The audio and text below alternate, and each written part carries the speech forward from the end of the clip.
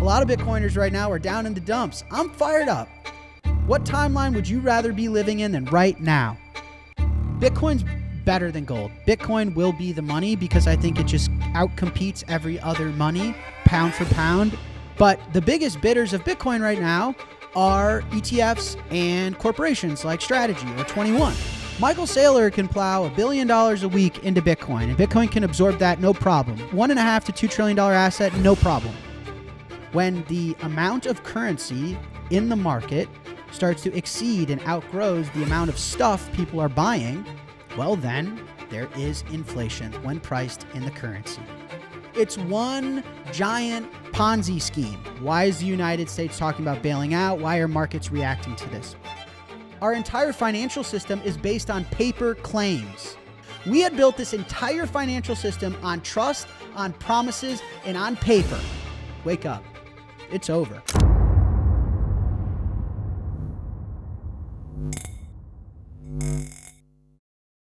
Crypto markets are waking up higher, with Bitcoin holding near $89,000, Ethereum back above $3,000, and major altcoins pushing upward as momentum rebuilds across the space. But behind today's price action, something far bigger is unfolding in Washington. A major crypto bill has just cleared a key hurdle on Capitol Hill after a controversial amendment was dropped from the Clarity Act. The result is renewed momentum for legislation that would formally regulate and legitimize digital assets in the United States. For many in the industry, this marks a turning point after years of what they describe as an outright war on crypto. Founders and investors say the previous regulatory regime inflicted massive financial damage, stalled innovation, and deliberately blocked companies from accessing public markets.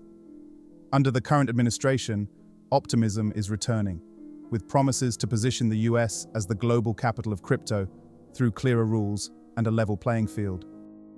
For them, the Clarity Act isn't optional, it's urgent. What happens next could define not just crypto regulation, but whether the United States leads the next financial era or watches it move offshore. For many in the industry, this marks a turning point after years of what they describe as an outright war on crypto. Founders and investors say the previous regulatory regime inflicted massive financial damage. As markets tighten heading into the second month of 2026, investors are watching Bitcoin with growing tension. While the S&P 500 pushes to new highs, many expected a roaring bull run by now, but the price shift is only beginning, as the crypto world braces for the week ahead. But Jack Mallers isn't worried. He believes this calm isn't weakness, it's proof that Bitcoin has matured. He calls it the end of the beginning for Bitcoin and the beginning of the end for fiat currency. In his view, the market isn't broke, it's evolving. Billions are changing hands between early believers taking profits and massive institutions quietly accumulating. As the CEO of Strike, Jack Mallers says Bitcoin represents 1% of the world's wealth. After BlackRock emerged as one of the primary players with its iShares Bitcoin ETF, Mallers knew it was heading straight to $1 million per coin. Thanks to BlackRock's significant influence, there's an increasingly strong belief that, in the not-too-distant future, we'll witness Bitcoin's price cross another all-time high, which will mark another historic milestone for the Bitcoin community. He believes Bitcoin has crossed the threshold into permanence and serves as the gateway for substantial institutional investments, drawing interest from sovereign wealth funds, major corporations, and even governments. Let's get right into the latest interview with Jack Mallers, as he gives his outlook and price prediction for Bitcoin and where we're headed in 2025. The once-in-a-century monetary reset, fiat as we know it, is over. We are living through a very unique time, specifically regarding monetary reset, the global financial system, geopolitics, macroeconomics. I think the current iteration of fiat currency and the US dollar is over. And my evidence of that is multifaceted. The monetary system is changing. And listen, I know the Bitcoin price has not been the first to react. This headline from Fortune where Ray Dalio says, just more credibility to these ideas and all that transpired in Davos over the last week. We have to print money or the whole thing's gonna collapse and fall apart. So the headline from Fortune reads, Ray Dalio warns that the monetary order is breaking down, leaving us with a terrible choice. Do you print money or let a debt crisis happen? This is a real headline. I didn't make this up. This was published on January 21st from Fortune. This isn't a quote from the Jack Mallers show. This isn't a quote from Michael Saylor. This isn't a quote from Bitcoin Magazine. This is Ray Dalio in Fortune Magazine saying, do you print the money or do you let a debt crisis happen? Guys, it's over. Now, how quick it happens, I don't know. I've told you guys time and time again, I'm happy to give my predictions, but this is why the Fed is intervening. These markets are reacting to new policy, to a new structural change. America's strength was built after the Great Depression, where we wiped out all debt, we wiped out all leverage, and back to first principles, you let the free market run its course. You wipe out those that need it. So the Great Depression was hard times. Those hard times create strong men, strong economy, no leverage, right? Free market. What happens after we sever our relationship with gold? Which, by the way, makes printing new US currencies limitless. You could print money whenever you want. Before, theoretically, now who knows what they were actually doing, but in theory, to make a US dollar, you had to have the equivalent in gold, and you can't print gold out of thin air. As you're the world reserve currency, people have demand for your currency. They need to hold your currency in reserves. They need to hold your currency for trade. They have debt in your currency. So when debt comes due or when they need to borrow more, they need your currency. What about cross-currency swap? Like I had mentioned, they need your currency. So your currency has a premium. Your currency is always in demand. How do you meet the demand of your currency? Well, you have to run a deficit. Basically, you have to print more dollars than you make. You have to run a negative balance because the world needs more dollars and you need stuff. So you run persistent deficits. And this circle spins and it gets faster and it gets faster and it gets faster until it collapses. And we're at the collapse part. The wealth gap inside of the United States has never been bigger. Well, that can't work forever. It's ending now. That's what Howard Lutnick said at Davos. That's what Scott Bessent said at Davos. That's what Ray Dalio told Fortune, that headline. That's what Mark Carney of Canada said. Hey, guys, wake up. It's over. And as Bitcoiners, so much of the power of this asset and this technology is we can provide a prosperous future to ourselves. Listen, I want nothing more than everybody to be prosperous and for the world to be a better place. But it is unfortunately the case that you can only help someone else so much. We've all been there. Dude, please buy Bitcoin. Please look into it. Please understand macroeconomics. Please understand the geopolitical landscape. Please. Sometimes people aren't ready. But what I urge everyone who is listening to this, who does own some Bitcoin, guys, it's here. It's here. Now, how fast is it going to change? The gravity in which it will change? How intense that will be? Well, that depends. Who are you? Where are you living? What do you want in your life? Satoshi blessed us with the greatest invention of our lifetime, the monetary era, once in a century monetary regime change. And intelligence, the marginal cost of intelligence in creating software is zero.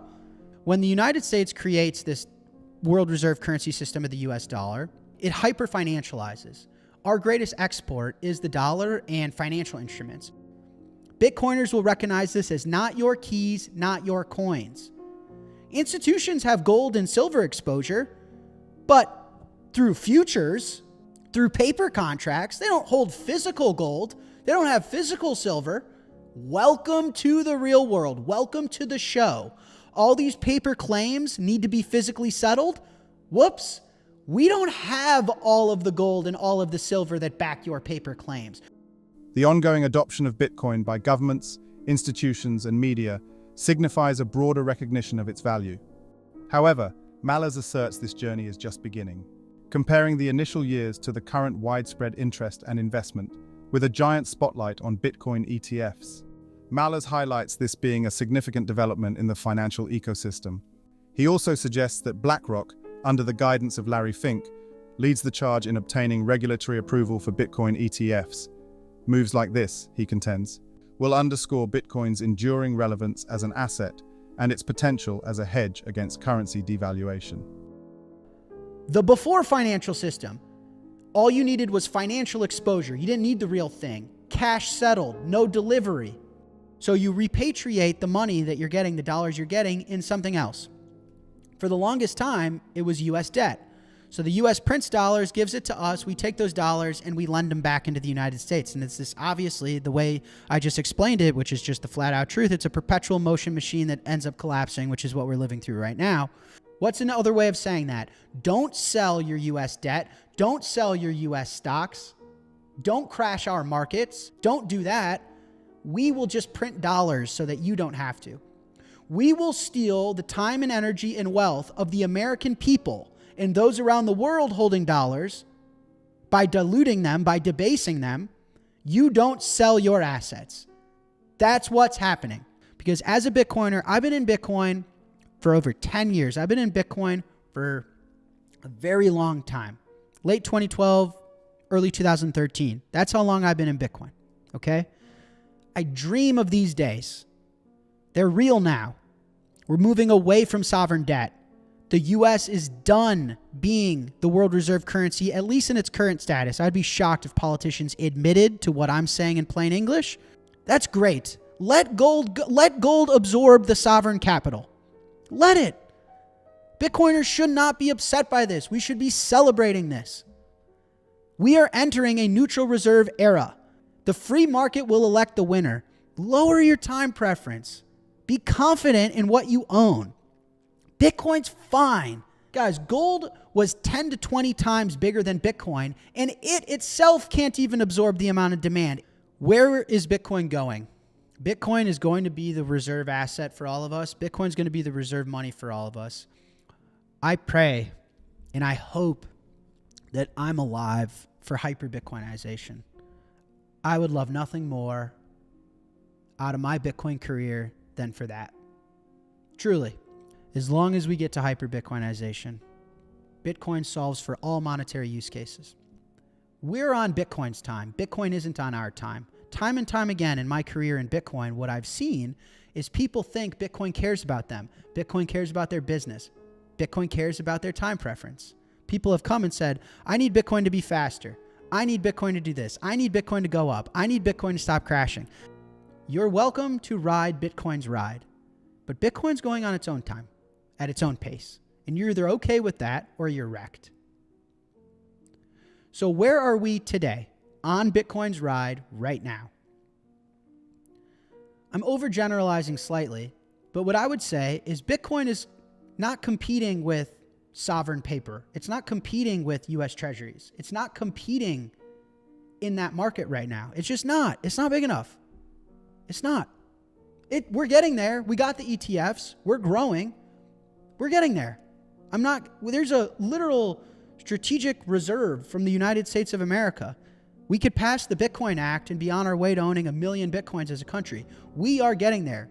Bitcoin, right now, today, is competing with risk assets. It is. It just is. Bitcoin's competing with equities and growth. Bitcoin doesn't front-run liquidity. It responds to actual liquidity. Bitcoin sells off when markets get tight, and Bitcoin rips your face off when they print the money. That's why gold leads. Gold anticipates the liquidity. Bitcoin responds to the liquidity. That's just where we are today. That's the truth. And that's fine. If you can't be here for these times, then you don't get the gains. I'm cool with that. I've been in this game for a long time. I know Bitcoin. I know it well. Bitcoin is monetary technology. The technology is valuable only in relation to the amount of fiat debasement. The invention of the proof-of-work blockchain, which achieves a form of Byzantine fault tolerance, is stupendous. This alone guarantees that Bitcoin's value is greater than zero.